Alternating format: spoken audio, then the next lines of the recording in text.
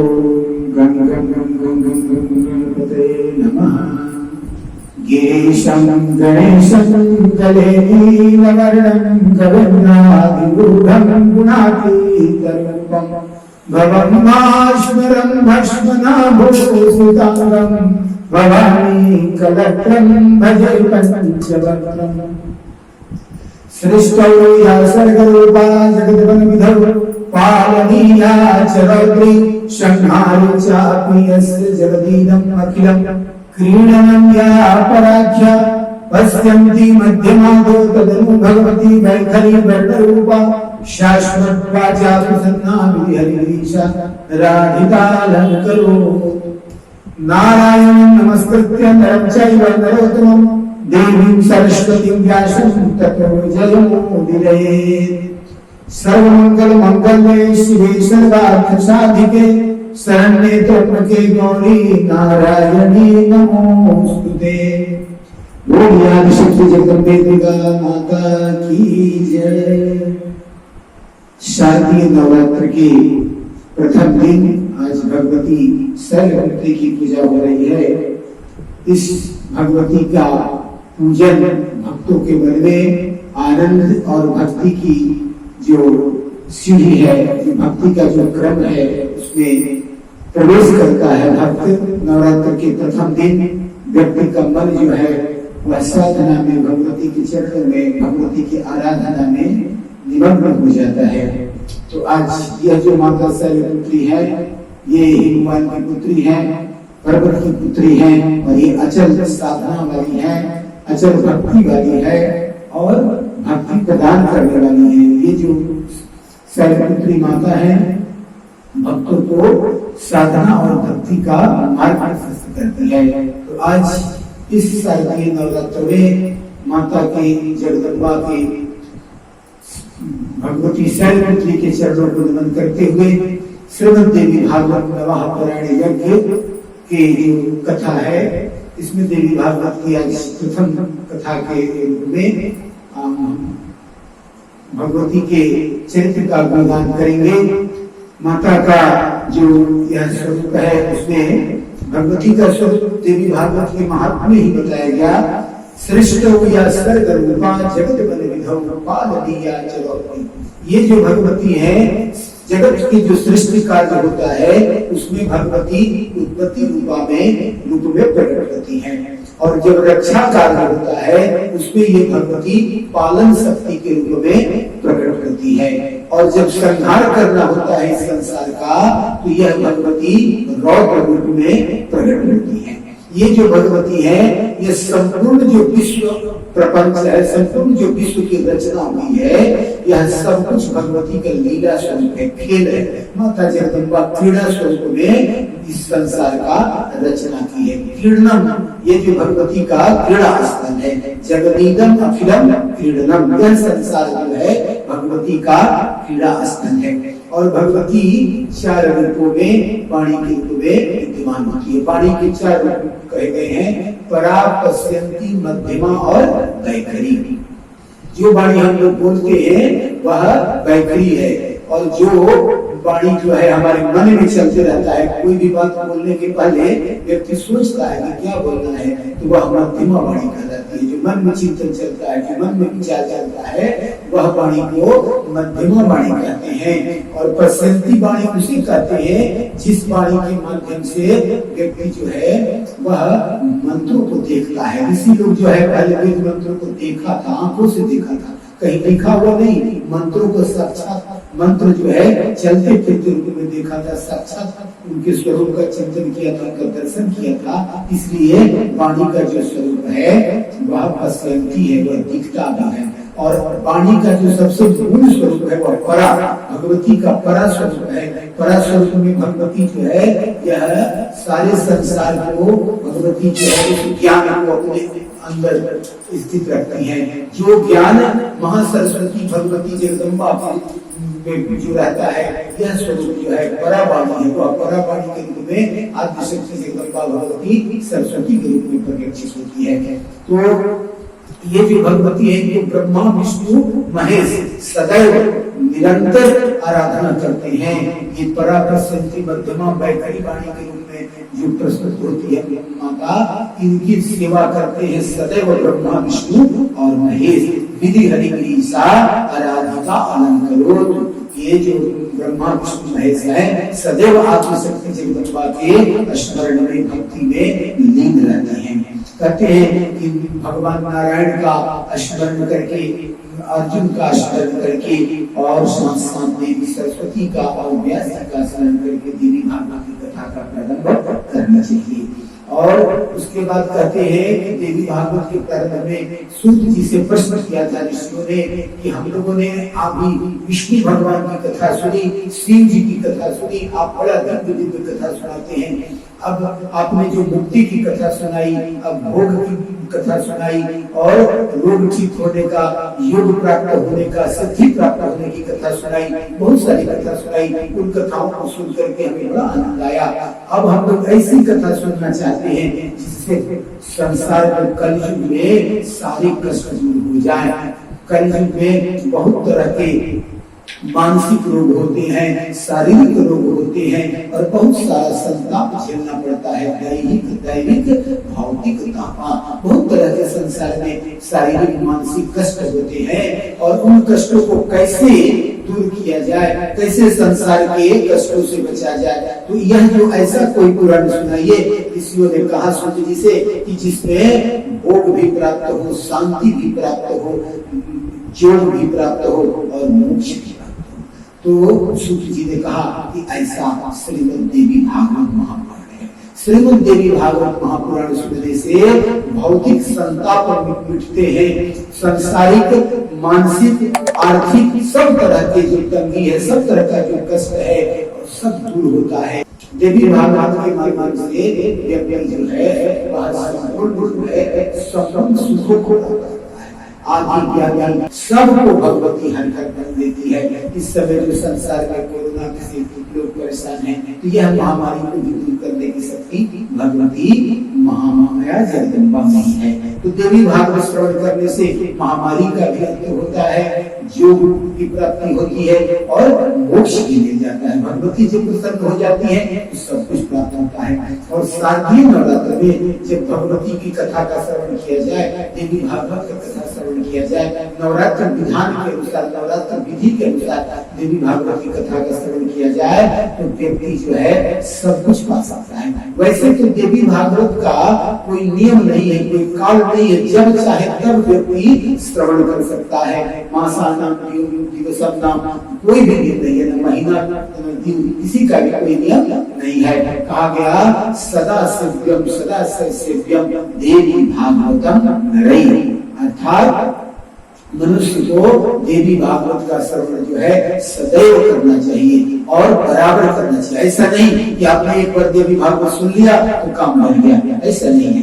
देवी भागवत सदा सेव्यम, सदा सेव्यम। देवी भागवत को भी कहा गया जो देवी भागवत की कथा सदैव सुनता रहता है उसके आदि व्याधि और मानसिक कष्ट नहीं आते और संसार में वह सुख पूर्वक जीवन को व्यतीत करता हुआ अंत में वह जो व्यक्ति है मोक्ष को। तो यह देवी भागवत है सब कुछ देने वाली है। भक्तों के सारे सुख को, सारे सुविधा को देवी भागवत में लिखा है कि जो व्यक्ति सदा श्रद्धा पूर्वक देवी भागवत की कथा सुनते हैं उनको सिद्धि प्राप्त होने में थोड़ा सा भी देर नहीं लगता है। ये श्रवन्ति सदा भक्त्या दिव्या भागवती कथा तेषां सिद्धिं तुरस्था तस्मात् सेव्या सदा नृभिः। कहते हैं कि जो देवी भागवत की कथा सुनता रहता है उसकी उससे सिद्धियां दूर नहीं रहती, उस सिद्धियां उसके साथ ही साथ चलती हैं। कहा गया जितना समय मिले, कितना देर सुनना चाहिए देवी भागवत, उसके लिए कहा गया कि दिनम अर्धा तदर्धम वा मुहूर्तम क्षणमेव वा ये सुनन्ति नरा भक्त्या न तेषां दुर्गति क्वचित्। कहते हैं कि पूरा दिन सुन सकते हो तो पूरा दिन कथा सुनो, दिन के आधे समय सुनना है आधा समय सुनो, चौथाई समय सुनना है दिन का वह भी सुनो, एक मुहूर्त भी मिल जाए तो भी कोई बात नहीं है। एक मुहूर्त भी कथा श्रवण करे तो काम बन जाएगा। कहा एक मुहूर्त भी नहीं मिले तो एक क्षण भी यदि देवी भागवत की कथा कान में चली जाए तो उस व्यक्ति को सिद्धि प्राप्त हो जाती है। वह व्यक्ति जो है हर एक प्रकार के कष्टों से बच सकता है।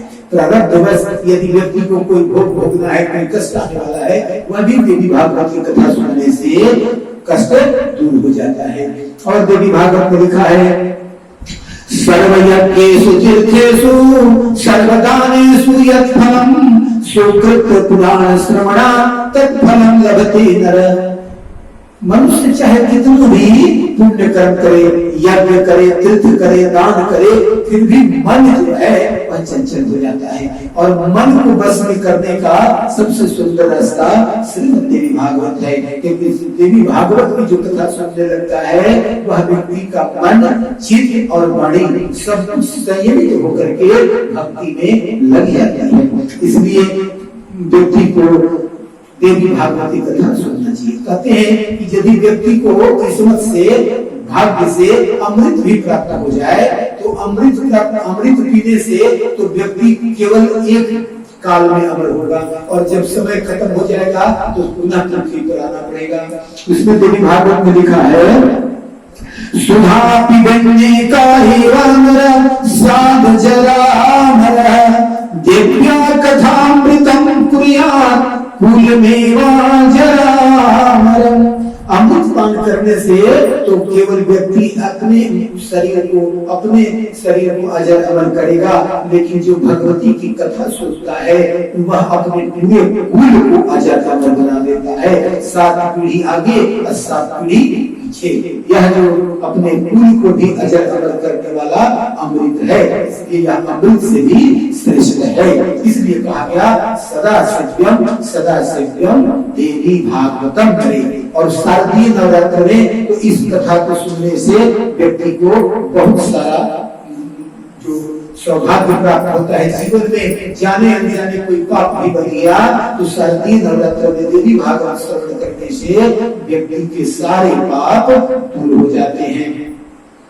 देवी भागवत में कहा गया तथान गंगान गयान काशी ननैनि सम्नो मथुरा न पुष्कर पुनाति सत्य बदरी वनम्नो यथा हि देवी मखये समित्रा।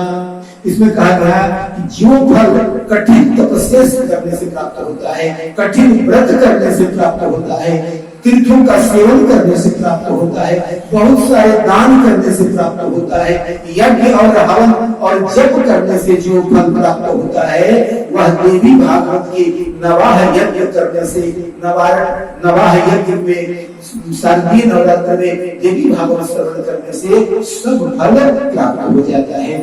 इसलिए प्रयत्न पूर्वक व्यक्ति को अतो भागवतम दिव्या पुराणम परतः परम धर्मार्थ काम मोक्षम उत्तमम साधनम मदम।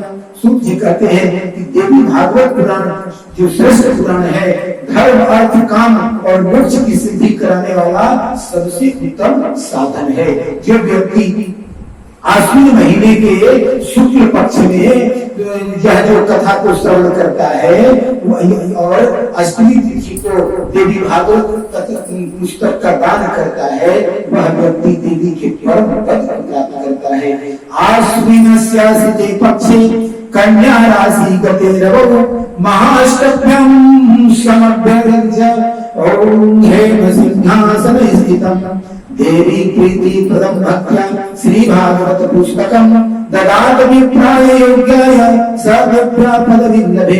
जो मनुष्य देवी भागवत पुस्तक का दान करता है वह परम ज्ञानी हो जाता है। देवी भागवतस्यापि श्लोकम श्लोकार्धमेव भक्त्या यस्य पठे नित्यम यह दिव्या प्रतिभा भवे।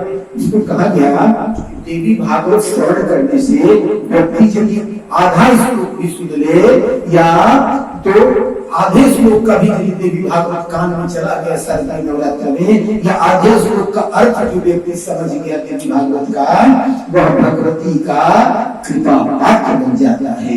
दिव्या प्रतिभा भवे, भगवती का वह प्रीति पात्र बन जाता है। भगवती उस पर प्रसन्न हो जाती है और सब सुख दे देती है। ये जो कोरोना काल के लिए इसमें कहा गया, उपसर्ग भयम घोरम महामारी समुद्भवम उत्पात अखिलाश्चापि हंति श्रवण मात्रतः। महामारी से उत्पन्न जितने भी उपद्रव है, भीषण भय तथा समस्त प्रकार के उत्पात, जो उल्कापात, भूकंप, अतिवृष्टि, अनावृष्टि और बड़ी बड़ी महामारियों का नाश हो जाता है। कैसे? श्रवण मात्रता, केवल देवी भागवत के श्रवण मात्र करने से बड़े बड़ी बीमारियों का नाश हो जाता है। बालकों पर कोई ग्रह नहीं आता, रेवती, पूतना, अंतपूतना आदि ये भी जो ग्रह है सब कुछ हो जाता है। कहते हैं कि धर्म अर्थ च काम च मोक्ष च लगते नरा, धर्म अर्थ काम और मोक्ष सब कुछ व्यक्ति जो है वह प्राप्त कर जाता है। देवी भागवत श्रवण करने से बड़ा से बड़ा संकट दूर हो जाता है। कहते हैं कि भगवान श्री कृष्ण पर एक संकट आया था, जब उन पर भी लांछन लग गया था। व्यक्ति के जीवन में किसी कारण यदि चौथ का चंद्रमा चांद को देख लिया और उस पर कोई लांछन लगने वाला हो तो वह लांछन भी दूर हो जाता है देवी भागवत की कथा श्रवण करने से। कृष्ण भगवान ने भी एक बार गलती से भाद्र मास के चौथ का चांद का दर्शन कर लिया था। भाद्र मास के शुक्ल पक्ष के चौथ का चांद का दर्शन करने के कारण भगवान को जो यह कलंक लगा था, तो वह देवी भागवत कथा श्रवण से ही दूर हुआ था। उन्होंने एक बार सत्य भगवान के जो लीला है, भगवान की जो कथा है, यह जो देवी भागवत की जो कथा श्रवण कर लेता है उसे कलंक भी नहीं लगता। अगले दिन जो कथा में हम लोग कलंक से दूर होने वाली कथा का श्रवण करेंगे। कौन सी कथा श्रवण करने से व्यक्ति का कलंक दूर हो जाता है और जीवन में सब सुख प्राप्त होता है। तो देवी भागवत के आज शारदीय नवरात्र के सर्वपुत्री के प्रथम दिन हम लोग भगवती के नाम का स्मरण करते हुए और भगवती के स्थापना के साथ आज के कार्यक्रम को प्रारंभ करते हैं। बोलिए आदिशक्ति जगदम्बे दुर्गा माता की जय, सर्वपुत्री माता की जय।